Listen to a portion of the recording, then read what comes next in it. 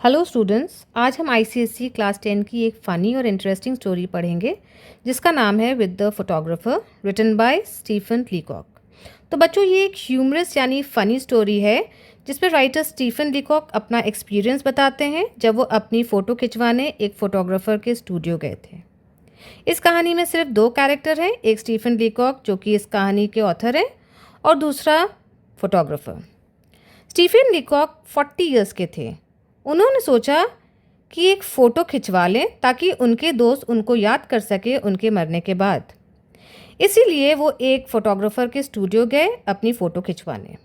जब वो वहाँ पहुँचते हैं तो देखते हैं कि फ़ोटोग्राफ़र एक बहुत ही बोरिंग और लेज़ी इंसान था।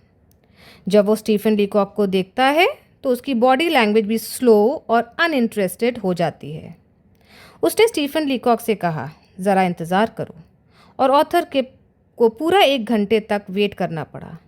उस 1 घंटे में उन्होंने पुरानी मैगज़ीन्स जैसे the ladies companion for 1912, the girls magazine for 1902 and the infant journal for 1888 पढ़कर टाइम पास किया। बेचारा 1 घंटे तक वेट करता रहा और फिर फोटोग्राफर ने अंदर बुलाया और उससे बोला कि इस स्टूल पे बैठ जाओ। फिर वो एक बड़ा कैमरा लाया और उसके अंदर चला गया, लेकिन जब उसने ऑथर को अंदर से देखा तो उसे कुछ पसंद नहीं आया। एक्चुअली उसे ऑथर का चेहरा पसंद नहीं आ रहा था।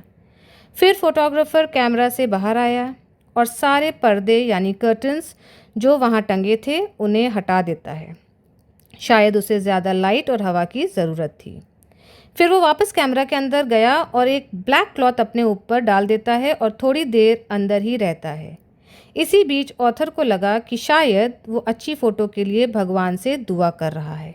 फिर फोटोग्राफर वापस आता है और बोलता है, तुम्हारा चेहरा सही नहीं है, अगर थोड़ा गोल होता तो बेटर लगता। ऑथर को बहुत बुरा लगा और उसने बोला, अगर आपका चेहरा भी थोड़ा गोल होता तो अच्छा दिखता, लेकिन फोटोग्राफर ने उसकी ये बात को इग्नोर कर दिया। फिर फोटोग्राफर ऑथर के पास आता है और उसका चेहरा हाथों से पकड़ता है। ऑथर को उस वक्त ऐसा लगा जैसे वो उसे किस करने वाला हो।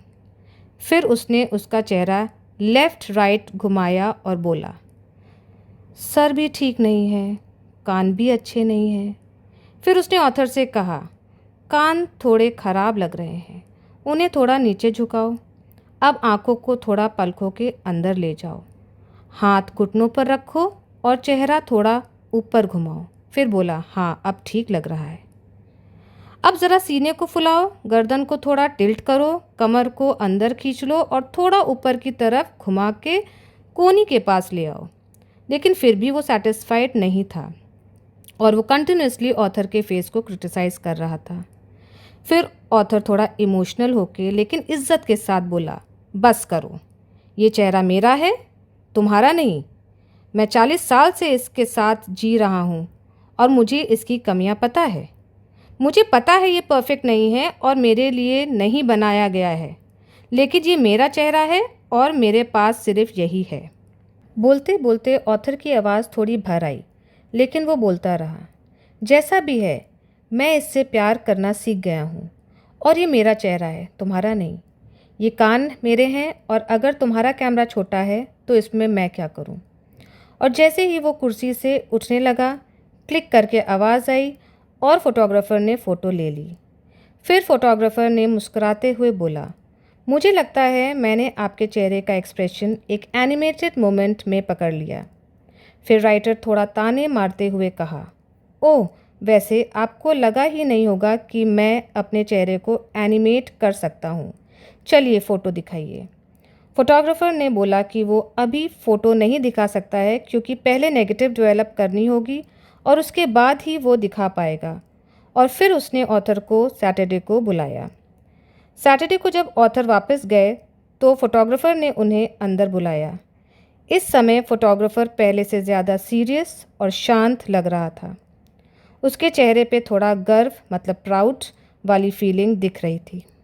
उसने एक बड़ी सी फ़ोटो का प्रूफ खोला, फिर दोनों चुपचाप देखते रहे। ऑथर ने पूछा, क्या ये मैं हूँ? फोटोग्राफर ने शांत आवाज़ में कहा, हाँ ये आप ही हैं। और वो दोनों फ़ोटो देखते रहे।